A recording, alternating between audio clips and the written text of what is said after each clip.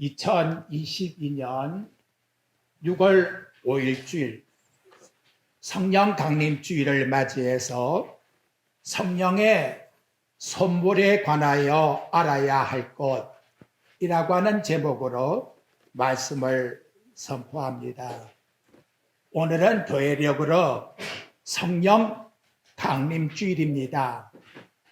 하나님께서 예수 그리스도를 통해서 성령을 보내주심으로써 어두운 죄악 세상에 영광스러운 생명의 교회가 탄생한 날이라고 말씀드릴 수가 있습니다. 영원한 성령이 그리스도를 믿는 하나님의 자녀들에게 임재하사 예수 그리스도를 믿는 하나님의 자녀에게 영생을 선물로 나누어준 날이 성령 강림절이라 하는 거예요.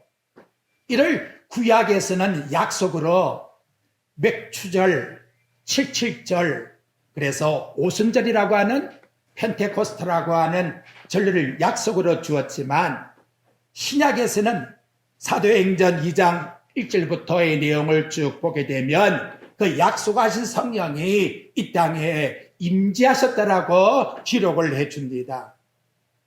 오순절 날이 이미 이름에 그들이 다 한 곳에 모였더니 그리고 나서 그들이 다 성령의 충만함을 받고 구약시대 때에 하나님께서 약속하신 그 성령을 그리스도께서 십자가에 죽으시고 부활하시고 성천하심으로 말미암아 구속을 성취했는데 그 성취하신 뜻을 아버지가 기뻐하셔서 아들이 원하시는 성령을 주시어서 이 땅에 보내주신 그와 같은 날이라고 말씀을 하고 이것이 교회가 세워지게 된 근거라고 말씀하고 있습니다.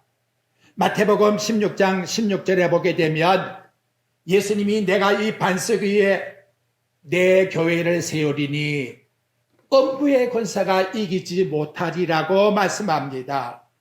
여러분, 교회라고 하는 성도는 내가 세운 것이 아니에요. 오직 예수 그리스도께서 성령을 이 땅에 보내주심으로 말미암아 세워졌다는 거예요. 그래서 나와 여러분 교회라고 하는 우리의 존재는 주인이 오직 그리스도뿐이시라는 것을 일깨워주고 있고 사탄의 권세가 아무리 위협을 한다 할지라도 결코 이길 수가 없다는 것을 말씀해 주고 있다는 것입니다. 그렇다면 좀 더 상세하게 그 근거가 어디 있느냐? 그래서 여러분 사도행전 2장 32절과 33절에 보게 되면 성령이 이 땅에 임하신 근거가 나와요. 이 예수를 하나님이 살리신지라 우리가 다 이 일의 증인이로다.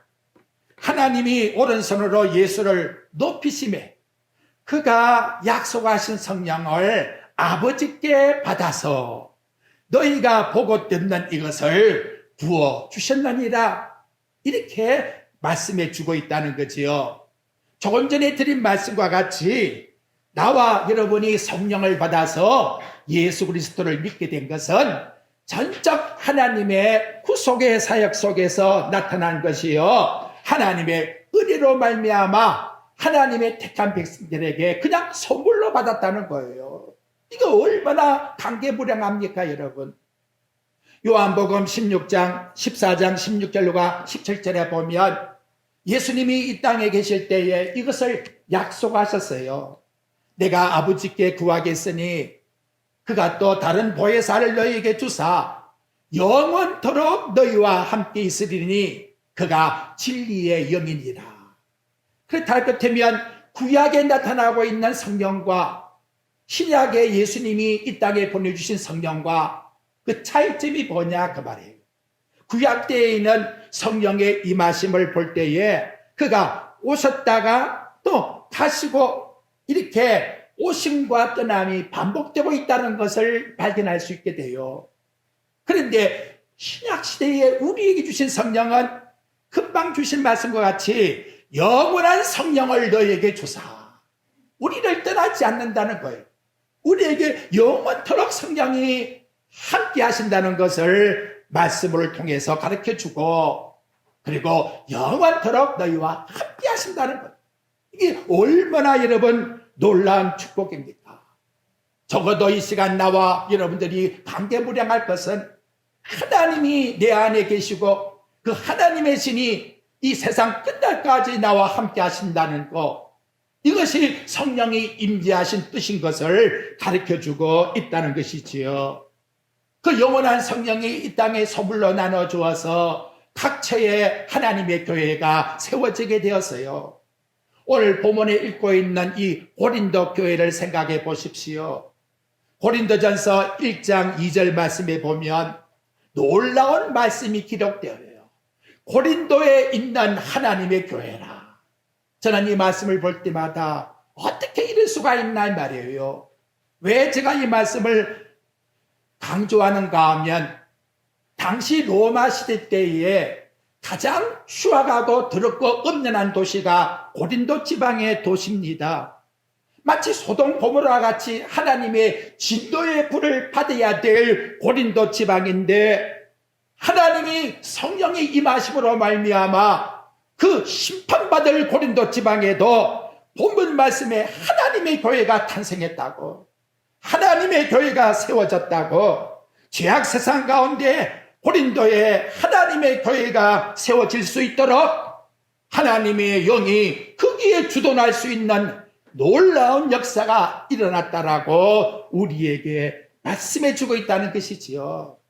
이 시간도 여러분, 나와 여러분이 하나님의 자녀라고 말할 수 있습니까? 지내온 날을 생각해 보십시오. 정말 고린도 지방과 같이 추악한 세상 속에 살았던 우리들인데 하나님이 우리를 영광스러운 하나님의 교회로 삼으시고자 당신의 아들의 십자가의 주심과 부활하심을 통해서 우리에게 성령을 보내주심으로 나와 여러분이 거룩한 교회로 세워져서 여기 나왔다는 거예요. 이걸 여러분 믿으셔야 됩니다. 그러므로 성도들이 받은 구원은 성령이 오심으로 출발되는 거예요. 그리고 하나님의 아들 예수 그리스도께서 십자가에 속량하신 그 화복제물 때문에 나와 여러분들에게 로마서 8장에 보면 아빠 아버지라고 할 수 있는 내 마음의 정거를 성령을 통해서 고백하게 만드는 하나님의 양자로, 하나님의 자녀로 삼으셨다고 우리에게 가르쳐주고 있다는 거예요. 그러므로 여러분, 우리 모든 신앙생활에 항상 하나님 앞에서 고백해야 될 것, 정말 내 신앙이 안정적, 하나님 앞에서 바른 신앙생활을 하려면 베드로전서 1장 3절에 베드로가 이렇게 가르쳐줍니다. 우리 주 예수 그리스도 아버지 하나님을 찬송하리로다. 그의 많으신 긍휼대로 예수 그리스도를 죽은 자 가운데서 부활하게 하심으로 말미암아 이것이 근거가 되어서, 이것이 원인이 되어서 성령께서 우리를 거듭나게 하사 산 소망을 주었다고. 그러니까 여러분, 우리의 근거는 그리스도의 십자가 밑에다가 근거를 두어야 돼요. 그 십자가 때문에 성령이 이 땅에 오셔서 나를 그냥 하나님의 자녀로 삼아 주었다고 감개무량한 마음속에 은혜를 가지셔야 돼요. 결코 인간의 행위와 원인에서 하나님 앞에 구원이라는 것은 찾을 수가 없다는 거예요. 그것을 단적으로 일러주는 사건이 늘 드립니다마는 십자가상에서 구원받은 강도를 보시라는 거예요. 그러면 여러분, 다시 정립해 봅시다. 내가 믿는 이 기독교 신앙이라는 것은 무엇일까? 하나님 앞에 믿는다고 하는 신앙에는 절대로 인간의 어떤 것도 거기에 개입될 수가 없어요. 1%도 개입되면 하늘의 천사가 말한다 할지라도 저주를 받는다고 갈라디아에서 말씀을 하고 있다는 거지요. 오직 하나님의 은혜로 그분이 십자가에 죽으심으로 나에게 그냥 선물로 내게 안겨준 것이 기독교의 신앙에 내가 믿는 믿음이다. 그래서 이것을 일명 성령의 신앙이라 이렇게 말씀하고 있다는 거지요. 자, 여러분, 우리 보고 있는 고린도전서 앞으로 2장에 한번 가보십시오. 12절에 보게 되면 분명하게 이것을 우리에게 가르쳐줘요. 265페이지 한번 보십시오. 잘 보세요. 우리가 바울도 포함되었지요. 그러니까 고린도에 믿는 모든 하나님의 자녀는 다 포함되었고, 크게 말하면 우리도 포함된 거예요. 그게 봐요. 뭐랍니까? 세상의 영을 받지 아니하고 오직 봐요. 다른 게 없어요. 오직 하나님으로부터 온 영을 받았으니, 이걸 여러분 믿습니까? 세상의 어떤 강교한 영이 나를 믿게 한 것이 아니에요. 오직 하나님의 영, 성령이 우리에게 와서 그걸 우리는 받았다는 거예요. 그래서 그 다음 봐요. 이는 성령을 받았기 때문에 어떤 변화가 있느냐? 우리로 하여금 예수 믿는 우리 재건한양교회 모든 성도들이 하나님께서 우리에게, 나에게 은혜로 주신 것이 무언가를 알게 해준다는 거예요. 그걸 깨닫는 것이 믿음이고, 이걸 아는 것이 하나님 앞에 영생이라는 거예요. 그 아는 게 뭘까요? 아, 나는 죄인이었는데 하나님이 죄인 됐을 때에 하나님이 당신의 아들을 보내주어서 나에게 성령을 주심으로 예수 믿게 되었구나. 이걸 알게 해주는 거, 그걸 믿는 거, 이것이 구원받은 하나님 앞에서의 고백이라는 거지요. 그래서 잘못 듣지 마세요. 구원이라는 것은 인간의 행위가 어떻게 될 수가 없어요. 전적 하나님의 은혜예요. 그 은혜 속에서 우리는 강리무량해서 어떻게 보답할고 감사함으로 살아가는 것이 나와 여러분들이 구원받은 자의 열매라는 것을 기억하시면서, 하나님이 나에게 이 엄청난 선물, 이 수많은 사람 가운데서 나에게 성령을 주심으로 예수 믿겠구나. 할렐루야. 믿으십니까? 아멘. 이거예요. 이것이 바로 성경이 말하는 믿음이라고 우리에게 말씀해 주고 있다는 거지요. 자, 그럼 여러분 이제 고린도전서 12장으로 들어가서 본문을 한번 봅시다. 뭐라고 우리에게 말씀하는가? 저는 참 감사한 것은 말씀을 전할 때마다 말씀의 깊이 속에 들어갈 수 있는 것이 너무 감사하고요. 그리고 하나님의 말씀이 체계적으로 내게 딱 안정을 주는 거예요. 어느 누가 무슨 말을 해도 성경 말씀이 내게 딱 정립이 되면 든든한 신앙으로 살아갈 수 있게 해준다는 거지요. 여러분도 마찬가지예요. 자, 1절 봅시다. 거기 뭐라고 하지요? 형제들아, 신령한 것에 대하여 나는 너에게 알지 못하기를 원하지 아니하노니. 사도 바울이 신령한 것을 전해주는데, 이 신령한 것이 어떤 특정적 은사를 받은 사람, 어떤 자기가 생각한 그 사람에게만 알려지기를 원하는 것이 아니라는 거예요. 바울은 누가 더 큰 은사를 받았느냐? 나는 그 은사 받은 사람에게 이걸 전해주겠다. 그런 말이 전혀 아닙니다, 여러분. 여기 처음에 난 고백이 뭐지요? 형제들아, 이 아델포스라고 하는 단어는 같은 태에서 태어난 사람, 이것을 형제라고 말해요. 즉 부모가 같다는 거지요.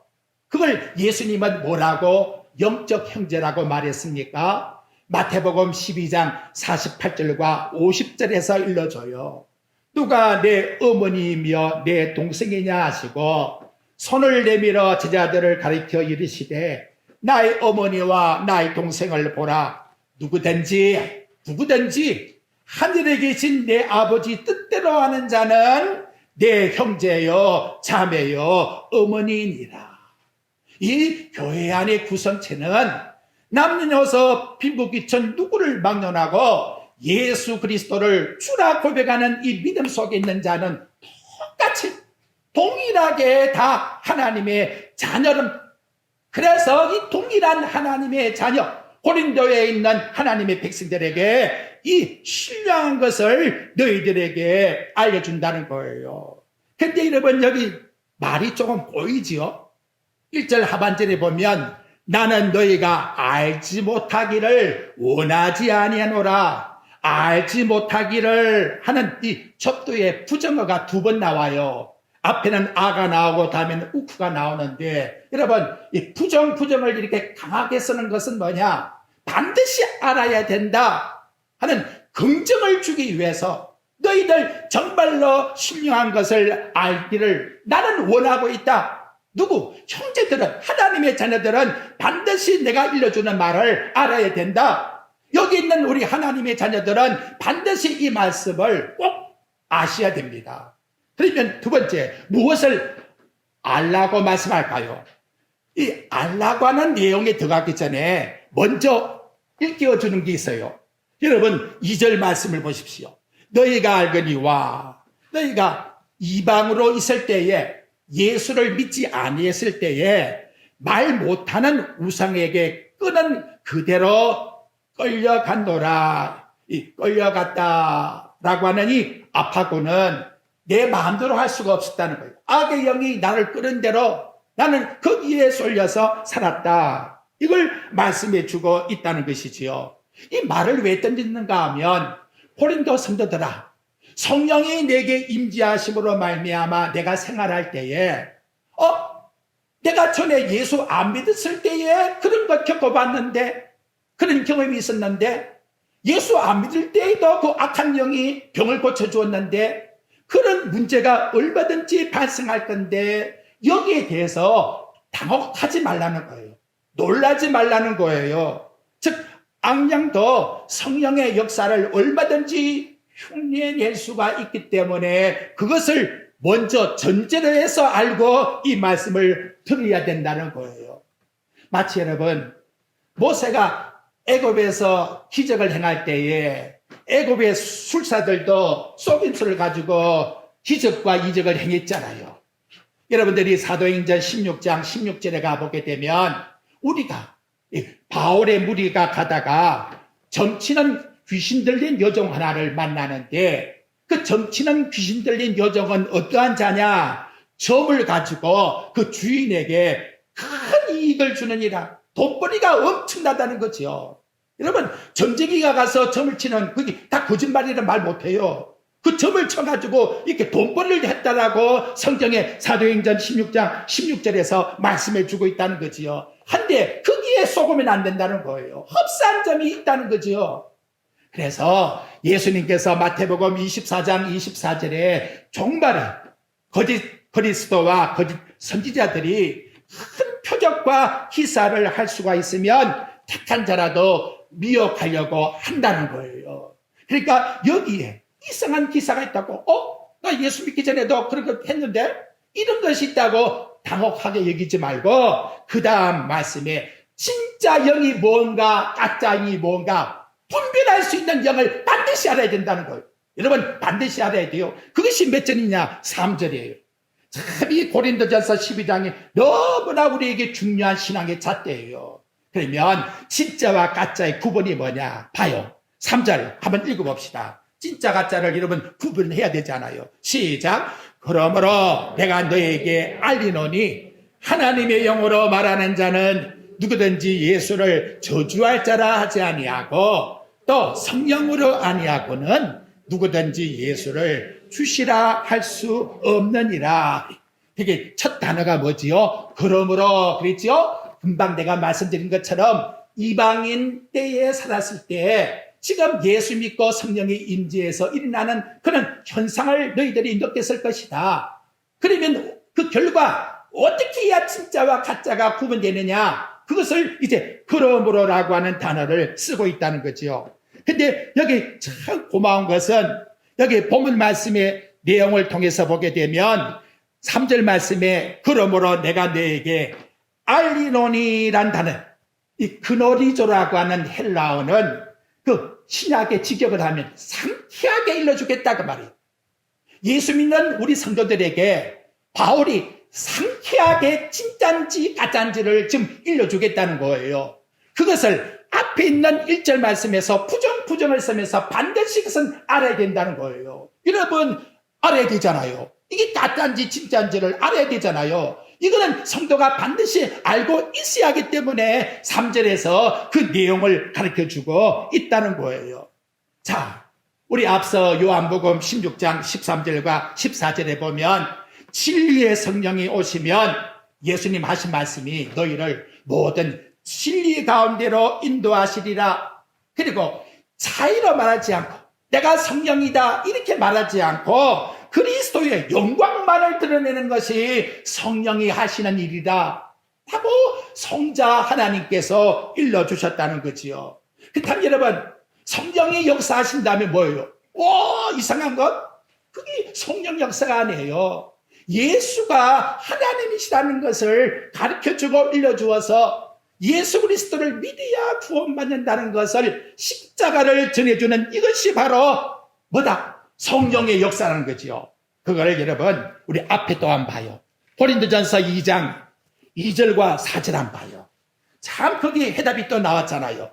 뭐라고 말씀했느냐? 바울이 왜 십자가 외에는 알지 않기로 작정했다고 말합니까? 그게 고린도전서 2장 2절. 내가 너희 중에서 예수 그리스도와 그가 십자가에 못 박힌 것 외에는 아무것도 알지 않냐기로 작정하였습니다. 왜? 이 뜻만이 성령이 나타내는 증거이기 때문에. 그래서 여러분 4절에 나왔지요. 내 말과 내 전도함이 설득력이 있는 지혜의 말로 아니하고 세상의 어떤 지식과 설득력 있는 지혜로 아니했다. 다만 오직 무엇이 성령의 나타나심과 능력을 통해서 하기 위해서 나는 오직 십자가만을 자랑하기로 작정했다 라고 이렇게 말씀하고 있다는 거지요. 자, 그렇다면 여러분 이제 한번 구분해 봅시다. 십자가만을 나타내고자 원하는 하나님의 그 뜻, 그걸 통해서 진짜와 가짜를 어떻게 구분하는가?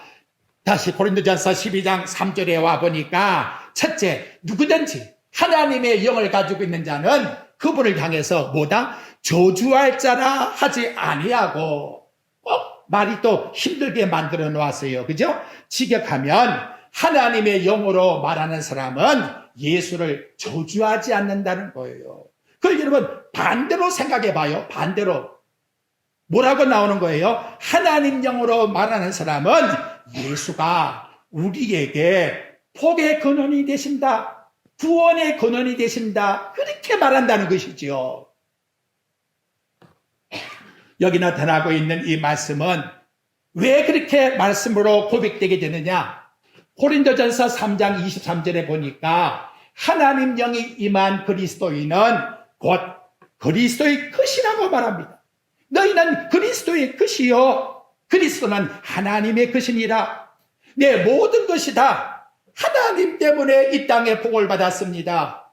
바로 그리스도 때문에 내가 구원을 받았습니다. 그걸 표현하고 표출하여 나타내는 것이 내 속에 참영이신 그리스도의 영이 계시는 증거라고 첫째 말씀해주고 있다는 거예요. 그러면 두 번째 내용은 뭐냐? 또 나왔지요. 성령이 아니고는 누구든지 예수를 누구나 주라고 할 수가 없느니라. 주라는 말은 주인님, 로드라고 하는 뜻이에요. 요한일서 5장 1절에 보게 되면 예수께서 그리스도이심을, 예수님이 하나님이신 것을 믿는 자마다 하나님께로 난 자라는 거예요. 하나님께 난 자는 어떻다?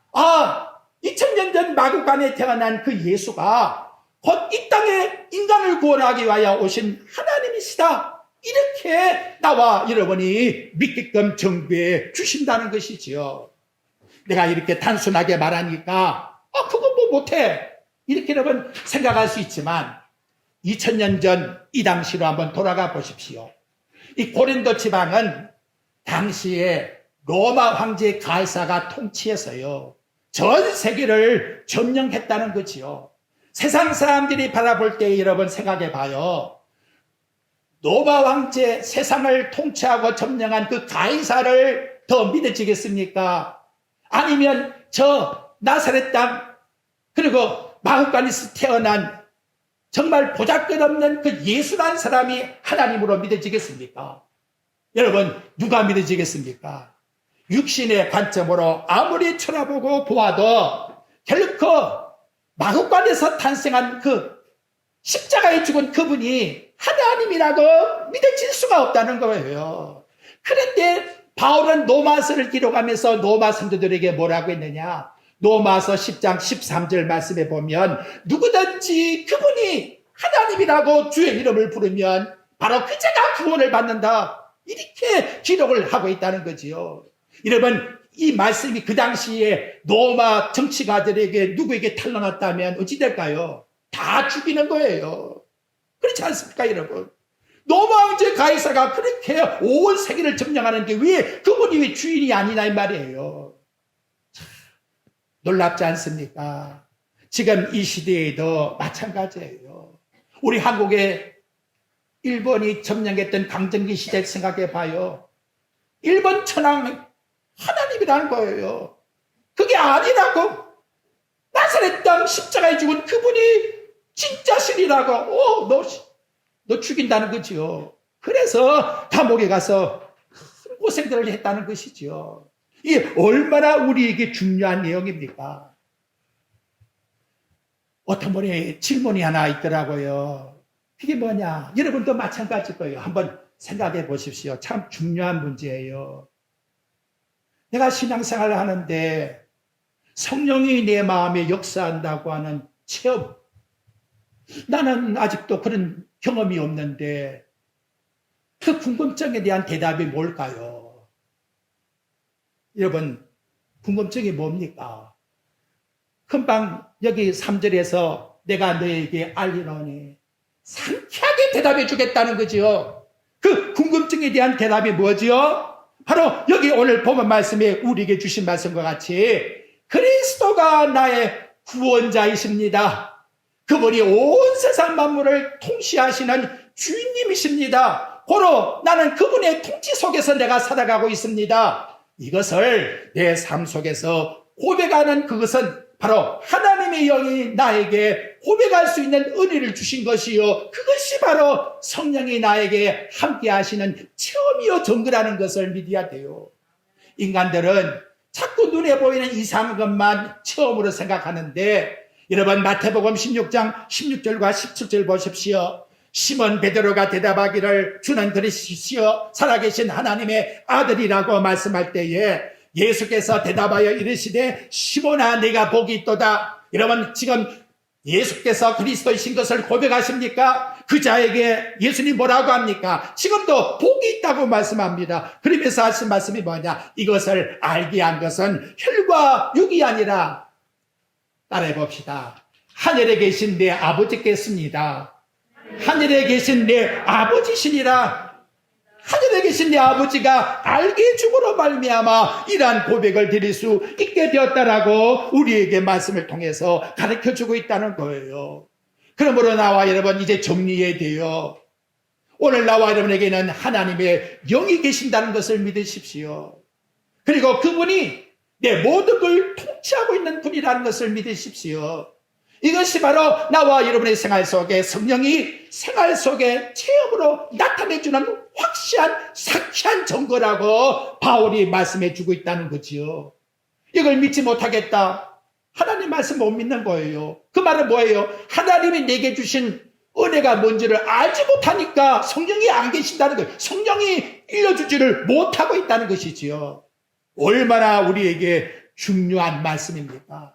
저는 유튜브를 이렇게 보다가 깜짝 놀랐어요. 성령의 나타남의 집회. 성령께서 춤추고 난리 났다. 어떻게 이런 단어를 쓰나 이 말이에요.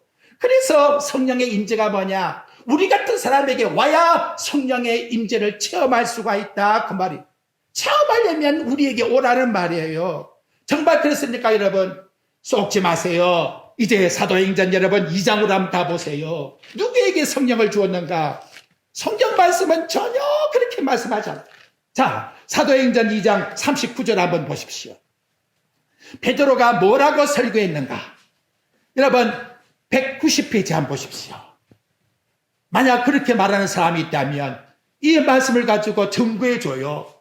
자, 사도행전 2장 38절 제가 읽어볼게요. 베드로가 이르되 너희가 회개하여 각각 예수 그리스도의 이름으로 세례받고 죄의 사함을 받으라. 그리하면 성령의 선물을 받으리니 39절 읽어봅시다. 시작.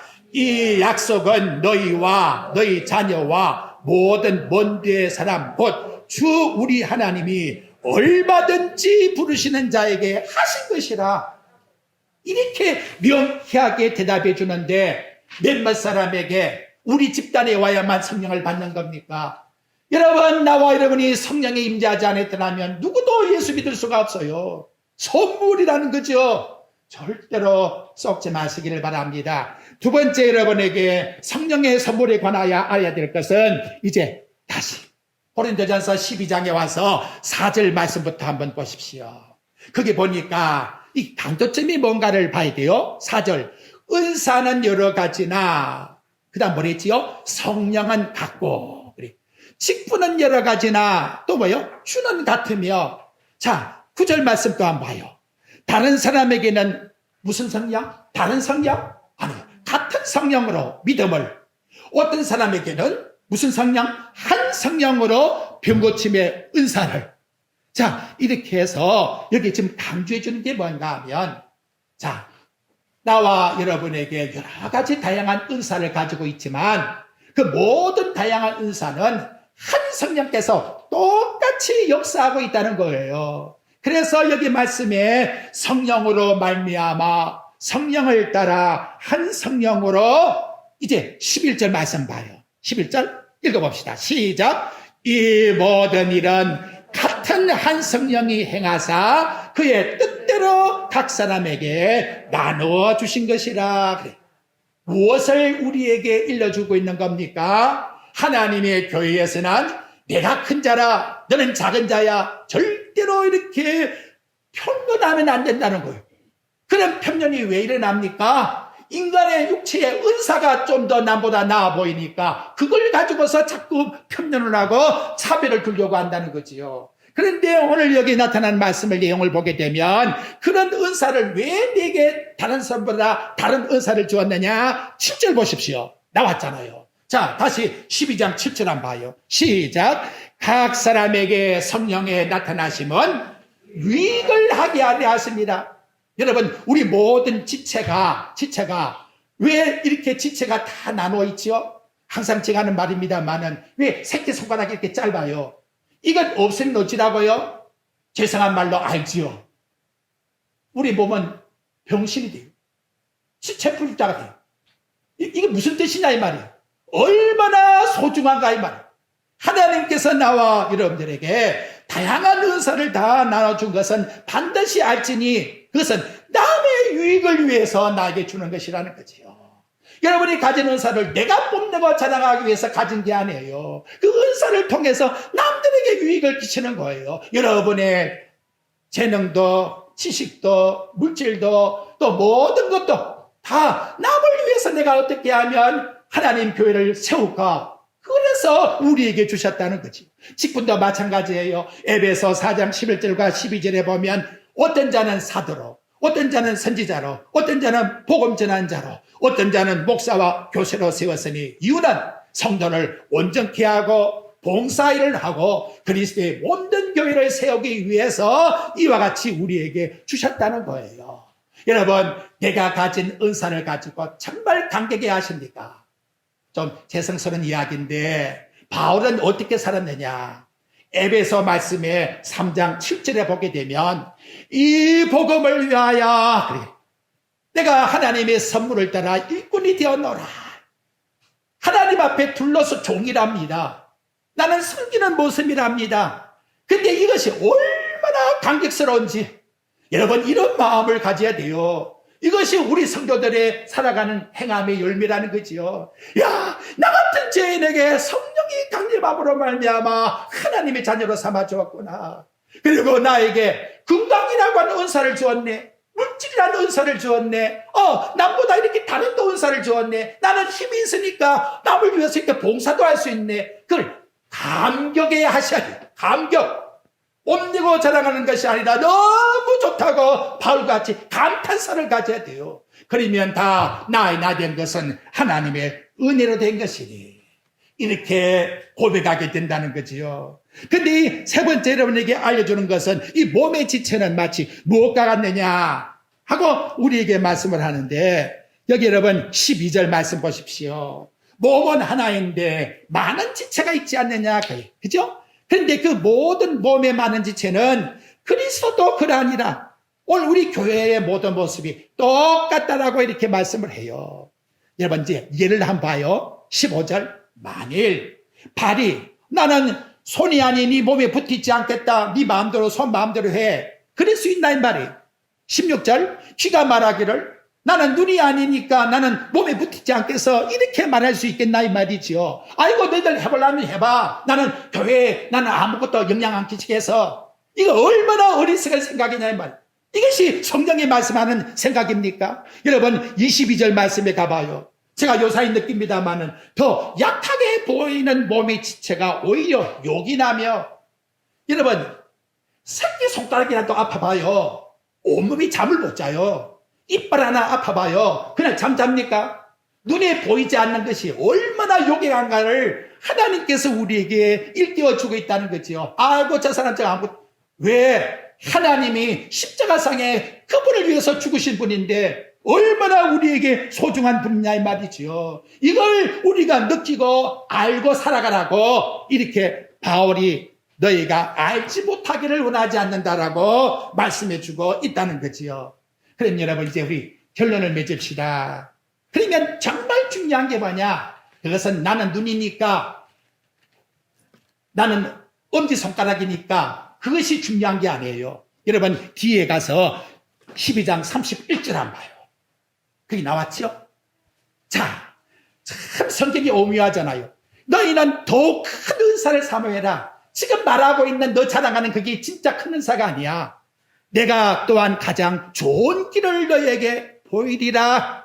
자, 우리 한번 읽어봅시다. 여기 나타나고 있는 고린도전서 13장 말씀의 내용에 자, 우리 3절 한번 읽어봅시다. 시작. 내가 내게 있는 모든 것으로 구제하고 또 내 몸을 불사르게 내어준다 할지라도 사랑이 없으면 내게 정말 하나님 앞에 두려워요. 아무리 잘나고 뽐났다고 목사가 제세해도 그 아무 의미가 없는 거예요. 내게서 그리스도의 십자가의 사랑이 나타나지 아니하면 이거 내 몸을 불살라 준다 할지라도 의미가 없다는 거예요. 의미가 없다는 거예요. 예수 그리스도의 십자가 속에서 나타나는 사랑이라면 어린아이에게 냉수한 것을 줄지라도 하나님은 상급으로 갚아주시겠다고 약속하는 말씀이 바로 이 말씀인 것을 우리들에게 나타내주고 있다는 것이지요. 그러니까 나와 여러분 얼마나 사랑을 통해서 나타나는 삶이 중요한가를 우리 이렇게 살아가야 돼요. 아무리 부부관계라도 그리스도의 십자가의 사랑을 통해서 행동을 보내줘야 돼요. 아무리 가까운 친구라도 그리스도의 십자가를 통해서 나타내야 돼요. 그렇지 않으면 이기적이 돼요. 다툼이 돼요. 싸움이 돼요. 그거는 그리스도의 지체에 몸된 가장 중요한 사랑이 빠져있다는 거예요. 빠져있다는 거예요. 부모의 자식 사랑은 절대 그렇지 않아요. 왜? 낳았기 때문에. 하나님이 나를 십자가상의 아들을 주께서 나를 태어나게 했기 때문에 나와 여러분에게는 그렇게 보지 않는다는 것을 우리에게 말씀을 통해서 나타내주고 있다는 것이지요. 자, 이제 우리 끝냅시다. 오늘 우리 읽게 주고 있는 꼭 알아야 할 것이 뭐냐? 알아야 할 것? 우리의 마음속에 성령이 계시기 때문에 예수가 그리스도라고 하는 이 사실을 전구하는 것, 그것이 곧 하나님의 성령이 내 마음에 계셔서 고백하게 만드는 정말 놀라운 하나님의 은총이라는 것을 첫째, 우리 꼭 기억하시고 둘째로 나와 여러분에게 이 많은 지체로 은사를 준 것은 나를 위함이 아니라 남의 유익을 위하여 여러분 이걸 생각하면서 한번 살아봐요. 얼마나 기쁨이 생기겠습니까? 얼마나 즐거움이 생기고 보람이 생기겠습니까? 길을 가다가 구걸하는 사람에게 돈천이라도 한번 줘봐요. 마음에 왜? 사랑으로 하기 때문에 사랑으로 행하는 그것이 바로 하나님이 진짜 좋아하는 은사라고 우리에게 말씀을 통해서 나타내주고 있습니다. 이 시간 우리 성도들이 오직 예수 그리스도의 십자가에 믿는 믿음 속에서 그분의 그 사랑을 드러냄으로써 아름다운 성령의 선한 열매가 나와 여러분의 생활 속에 풍성히 맺어지기를 주의 이름으로 축원드립니다.